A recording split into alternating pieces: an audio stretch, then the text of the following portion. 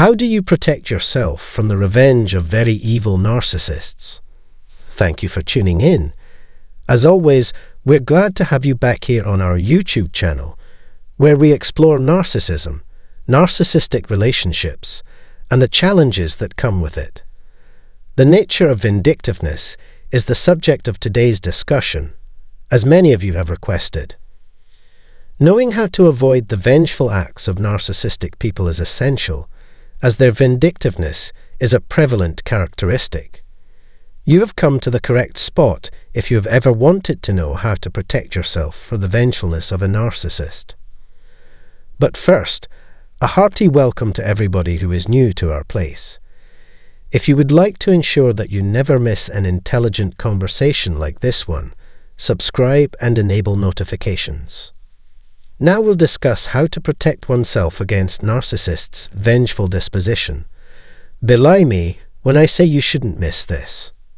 Sure, I'll jump right in. Problems with vindictiveness are common in partnerships characterized by narcissism. Full-on aggressiveness, not the kind that is subtle or subtler. I mean that.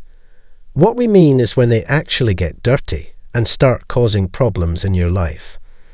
There you have it, your vindictiveness. I can assure you that it is not a generic solution.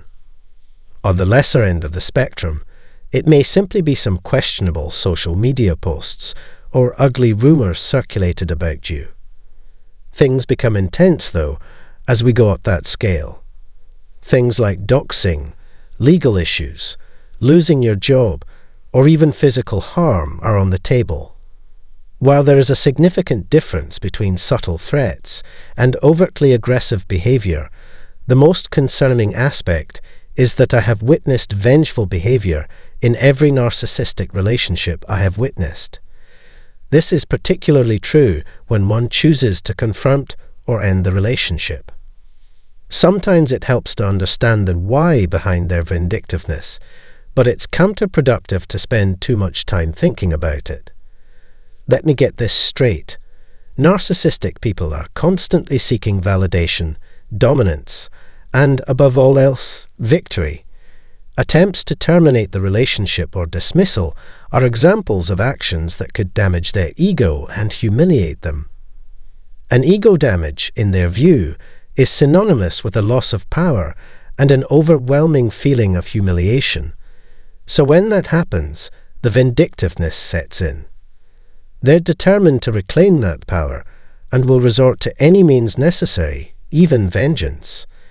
I can assure you that it can vary from small-minded plots to absolutely terrible forms of revenge. Their focus, though, is squarely on regaining command. We know they will be vengeful, and that's the problem.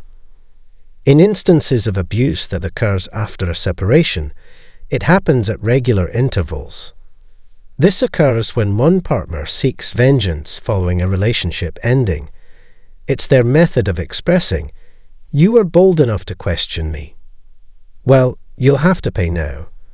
That's the harsh reality of abuse that occurs after a divorce.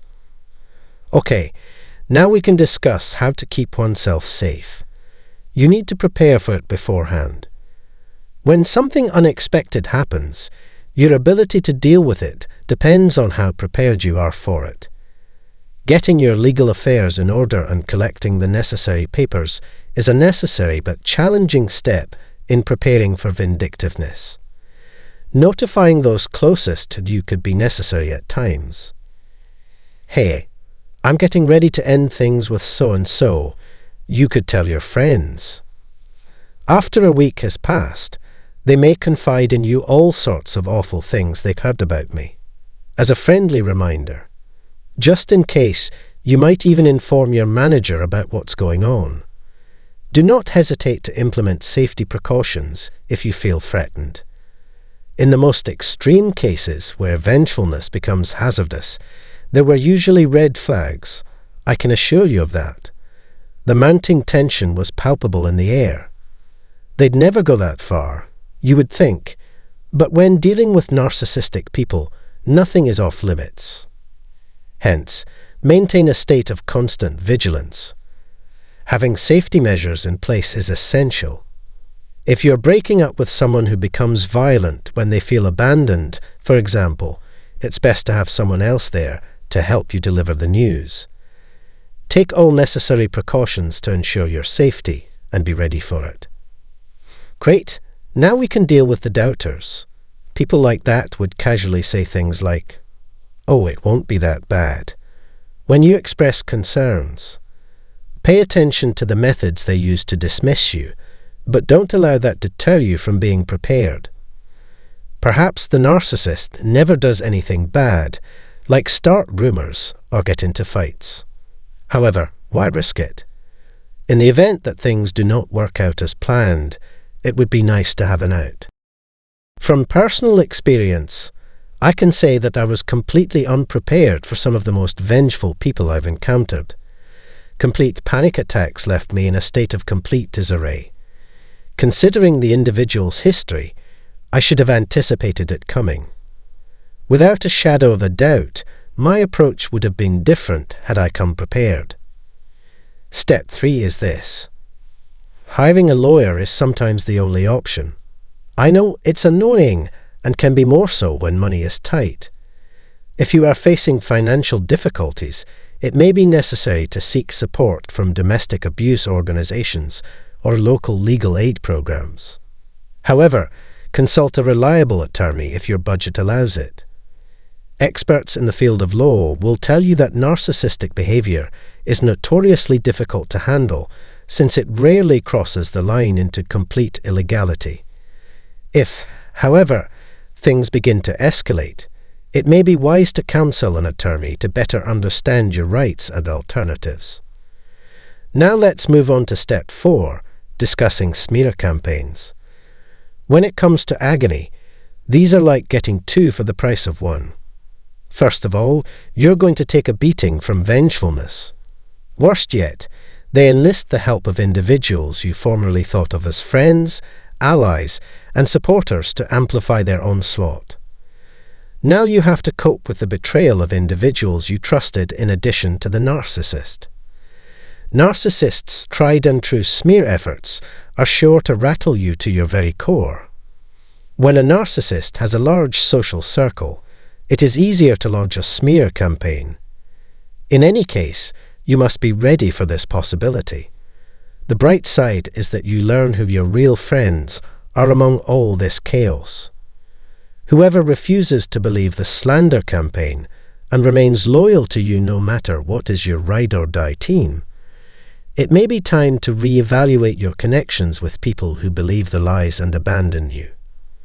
And if they attempt to act ignorant later on, saying they were unaware, maybe it's a clue that you may need some more intelligent pals on your side. There is no denying the devastation that smear campaigns may cause while they are underway. However, you also learn some harsh realities about the individuals in your life via them. Finally, keep in mind that a lot of people in your life may try to minimize your vindictiveness. "Oh, it won't be that bad," they assure. They're just hurting. The problem is, even though they're ignoring it, you may be physically and psychologically suffering from its effects. You can be experiencing intense bodily sensations, mentally reliving past events, and wondering if it was worthwhile to defend yourself. It's quite difficult on your mental health, particularly if you've experienced trauma or long-term narcissistic abuse. You might feel the effects of all that tension after a while. Now, the most extreme types of vindictiveness typically manifest in the most poisonous narcissistic relationships. For example, when dealing with malignant narcissists or extremely severe cases, it can be very difficult to break free due to the terrible consequences, including public backlash. The catch, though, is this. Someone I hardly knew once unleashed the most horrible episode of narcissistic vindictiveness on me. The behavior of this individual bordered on psychopathy. Therefore, the quality of the relationship isn't necessarily the determining factor. At other times, it's merely the seriousness of the person's actions. I think it's critical to stress how multifaceted narcissistic vindictiveness is. In an effort to remove any gaslighting you might have encountered, this video seeks to illuminate this element. Recognizing the anxiety and fear this conduct can cause is essential, particularly when people dismiss or downplay your feelings. It may be very difficult to make decisions when dealing with narcissistic vindictiveness. To ensure your safety and well-being in such a circumstance, it is important to seek support, whether it be through treatment, legal counsel, or activism. Please consider subscribing, liking, and sharing this article if you have found it beneficial. To learn more about one-on-one consultations and to access a free book, click the link in the description. We are able to keep giving back to the community by offering insightful analysis and assistance thanks to your support. I appreciate it.